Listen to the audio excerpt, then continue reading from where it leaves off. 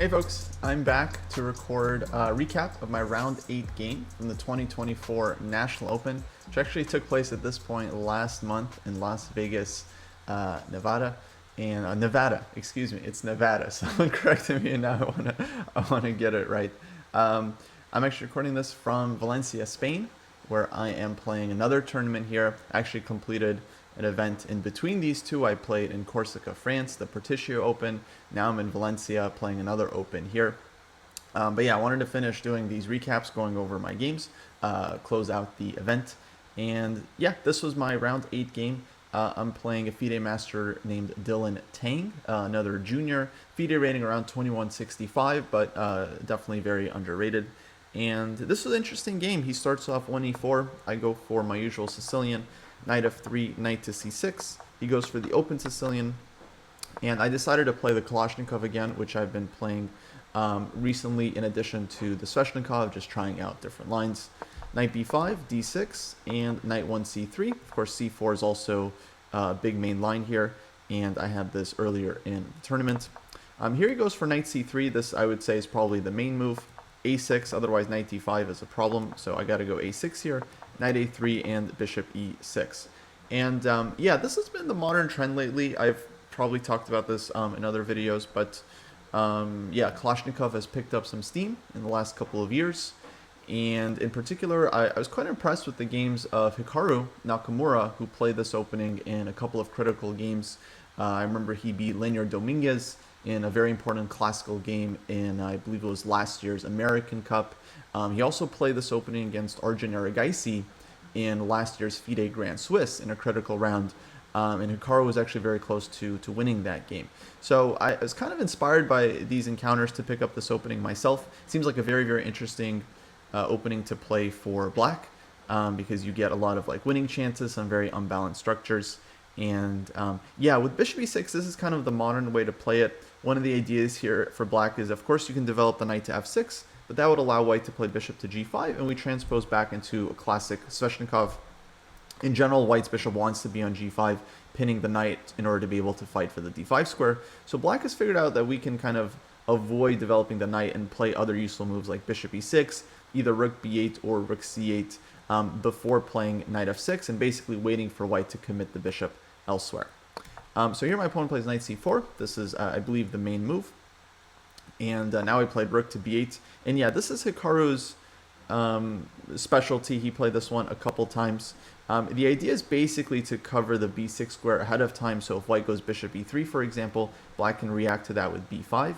And then white won't have this annoying move knight to b6 hitting the rook and then getting to the d5 square. Now white can play like knight e3, for example, as happens in this game. But then white blocks their bishop. So they fight for the d5 square, but now black can play knight f6 very comfortably, as I did in the game. And bishop g5 is no longer an issue. Okay, so here bishop d3 is played. There's other moves as well. I think knight ed5 is pretty typical. Knight cd5 wouldn't work because black can take the e-pawn. So bishop d3. And at this point, I was basically out of book. I didn't remember exactly what to do against this move. And I end up spending a little bit of time here, and I go bishop to e7. Definitely a reasonable move. I don't really like trying to remember the theory, and so I just kind of play the most natural move in the position. Looking at the game afterwards, I think black has a couple interesting moves here. g6 is one idea. It's very typical, actually, to play bishop h6 right off the bat. In the game, you'll see I went bishop e7, bishop g5 this way. So g6, bishop h6, black gets on this bishop right on this diagonal right away, and often trades off the bishop for anything that white offers. So g6 is interesting. I think knight b4 is also a very interesting move, just covering the d5 square, and also looking to just take this bishop on d3 and play with the bishop pair. And I think actually black is doing quite all right here. So in any case, I went bishop e7, white castles, and I castle as well. Once again, I had another chance to play knight to b4, which I probably should have, but okay, I didn't realize this move is so important. And from white's point of view, instead of castling, maybe knight cd5 first would have been more accurate, and then we likely transpose to the game after castles, knight d7. Basically, we have the game position. So castles first, I castled, knight cd5 now, I go knight to d7. This is a pretty typical plan for black in these positions, to bring the bishop to g5 and try to trade it off. Because this is, of course, our bad bishop, and we try to play with the rest of the minor pieces. Black's position, I would say, is a little bit strategically suspect because I have this weak d6 pawn, but I would say that we do have some strategic compensation with active piece play. We've got the c5 square, some dark squares in the center. In general, I think black is doing not too bad. So c3, bishop to g5. Now white plays a4. And here I took right away on e3. This is probably most likely dubious. I think a better move is knight e7, for example, just challenging for the d5 square. Maybe white will play something like c4 to try to keep this grip. But then I can play like knight c5, bishop c2, a5.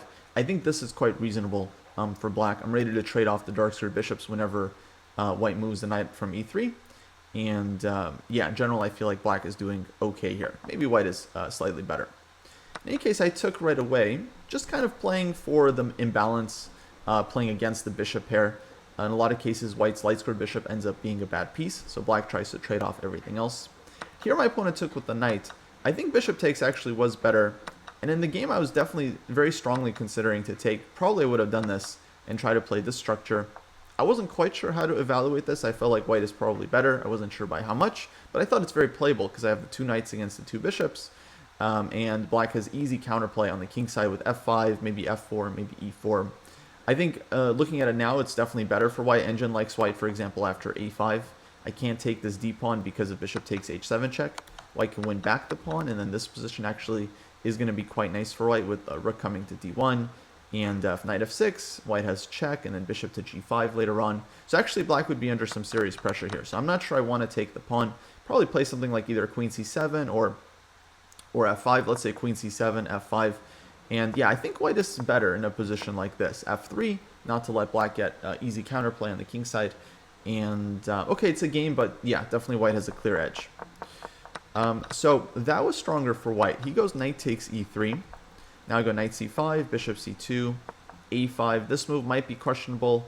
I think the engine just wants to kind of sit with black and play moves like h6. But okay, I want it to be a little bit more active here with a5, just controlling more squares. Queen to e2, I went queen c7, and now knight to d5. This move definitely surprised me because it allows me to just take on d5, kind of like I wanted to in the earlier position, but it seems like it's a better version for black as white doesn't have the bishop on e3 like in the other line, and white has kind of lost some time taking with the knight and then bringing the knight back to d5. Instead, I think knight f5 probably the way to go here because I don't really want to take on f5, ef5, and white's bishops start opening up quite nicely here. f4 probably coming at some point. f6 is, of course, a concern. So on knight f5, I'd probably just have to live with this knight. And yeah, actually not the most pleasant position for black. So knight d5, I think this was a welcome surprise. Take, knight e7, rook d1. Now I thought maybe f5 here, but I was expecting f4. I wasn't quite sure how to approach this position, but it looks like black is okay. For example, I could take, go knight g6. Hit the bishop, then rook b8 is the next move, followed by f4, f3 ideas. And if I can open up white's king side, actually could get quite dangerous for them. And I thought actually this definitely feels kind of fun to play for black. I started with knight d7. I think it's similar. White goes f4. Now I play f5, knight takes e5. I think the knight definitely is much better placed on the e5 square than on c5. Because on e5 it's closer to the king side and it's just very, very strong. Bishop e3, and now I play knight to g6. Actually, I could have played f4 right away, and maybe I should have, because like bishop d4, f3 for example, and take, king h1, I can trade this guy off, rook f6. I've traded off one of white's bishops. White's king here is decidedly weaker because I have an extra pawn on the king side. My rook is ready to jump to f8, knight is in position as well to get in the game. Of course, white can always trade it off, but long term I feel like white's king here actually would be weaker, and so I think this is what I should have done. Maybe on f4, white goes bishop f2. But anyway, f3, followed by knight takes f3. This feels kind of annoying for white's king. I mean, white's not getting mated anytime soon, but rook e8, queen d7, and then, yeah, a couple moves, and could be very, very dangerous. I decided to start with this one, just kind of trying to strengthen the attack before pushing f4 and f3. White goes rook f1, f4, and now white takes on g6, which is not that surprising because this is not the best bishop in the world. Although once I play f4, the bishop, of course, looks much stronger. But it is very restricted by this d-pawn. And so it is logical that white wants to trade it off.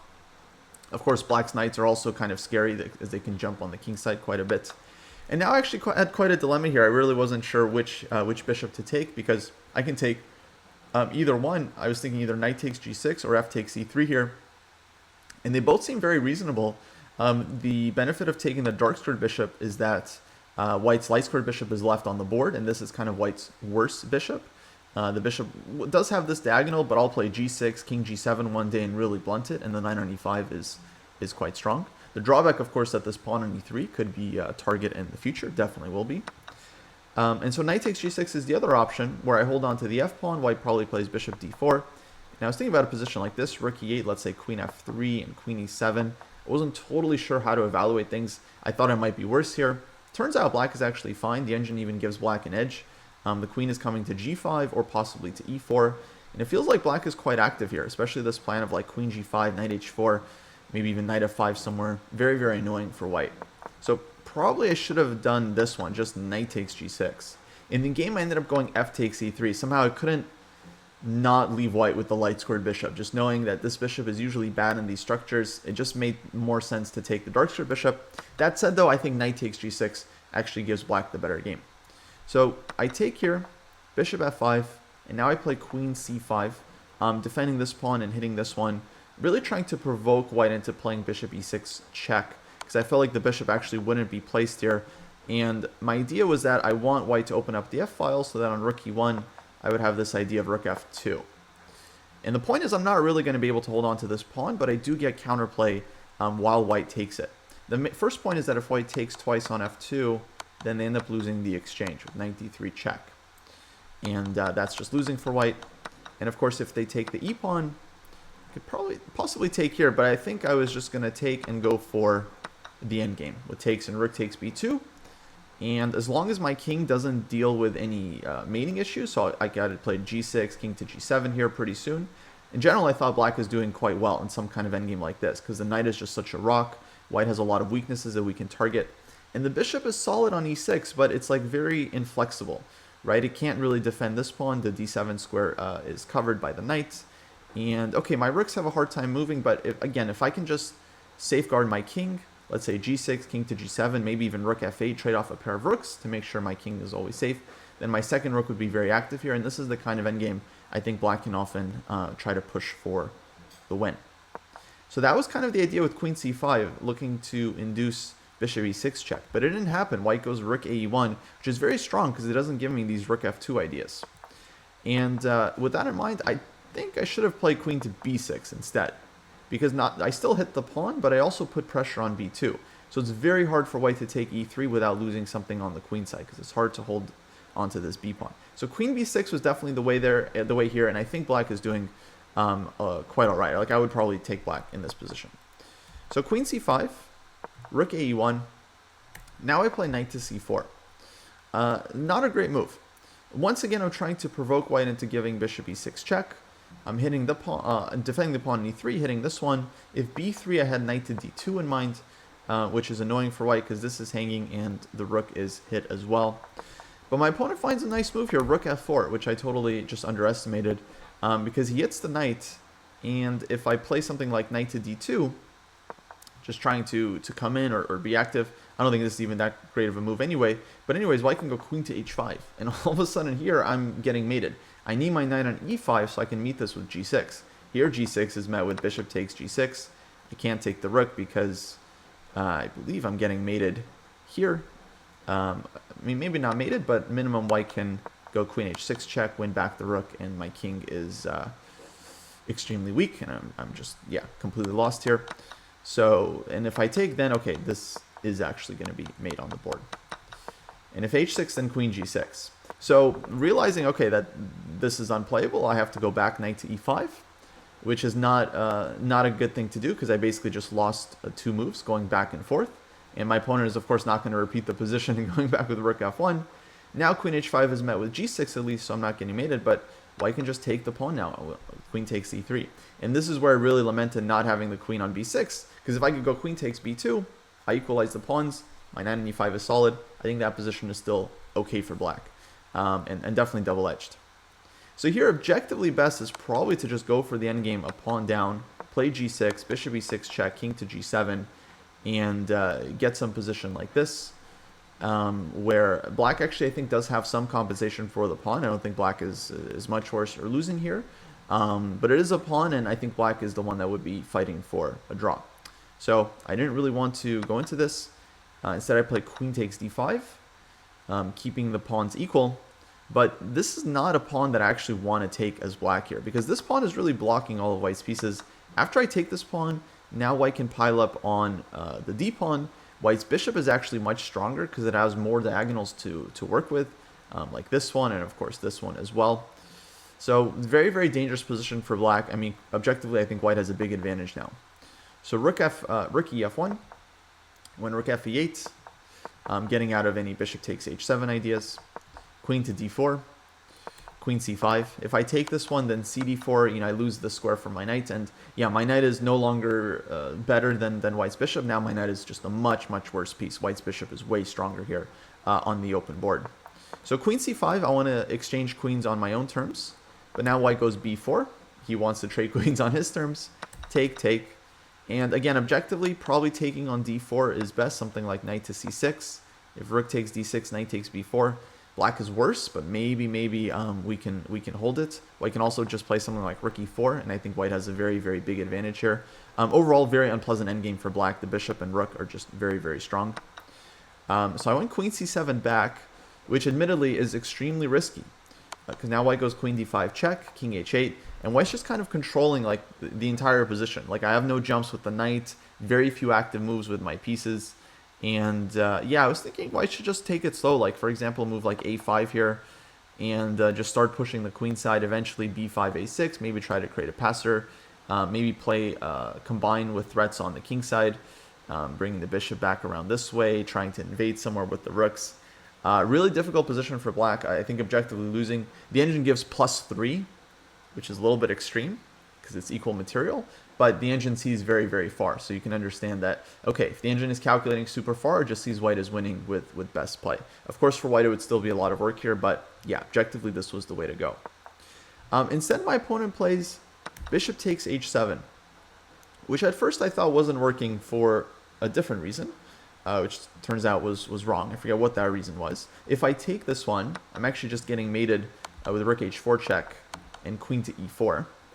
And that's it. My king has to come up, and it's going to be very, very bad. I think the easiest is here and g3, typical mate with the queen and pawn. So on bishop takes h7, actually I'm very lucky that I have a resource here, g5, which I think I spotted like on my opponent's turn. Like while he was considering this, I realized, oh, he's looking at bishop takes h7. I realized I actually can't take back, and then I found this g5, which is a very clutch resource because otherwise black is just lost. And the point is I'm hitting the rook, I cover the h4 square, and I'm opening up an attack on the bishop with the queen. So very, very important defensive resource because I take with the queen and my king is safer. Now I played rook f6, and unfortunately for me, because I think he did blunder this g5, he admitted after the game, and okay, I can tell by the body language that he hadn't seen it. And I win a piece here, queen takes h7, but after queen takes d6, the sad thing is that white still has huge compensation here. Rook h6 is a major threat, and it's actually very, very hard for black to do anything here. So for example, like if queen to g7, I was thinking then white has rook h6 check, queen d5 check. I have to go knight f7 to block, and now white just has the simple combination rook takes f7. I'm not in time for any checks on the back rank because of rook f1 counter check, call an ambulance, but not for white. And if I take this one, then rook h8 check, white wins the queen for 2 rooks, my g-pawn is super weak, and this is likely just a losing endgame for black because the queen is just going to be way too strong here. So queen g7 didn't seem playable.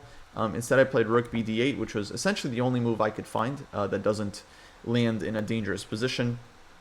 And now if white moves the queen, then white loses queen d5 check. So now I think I could play like queen to g7 here, and I'm actually possibly holding on to my extra piece.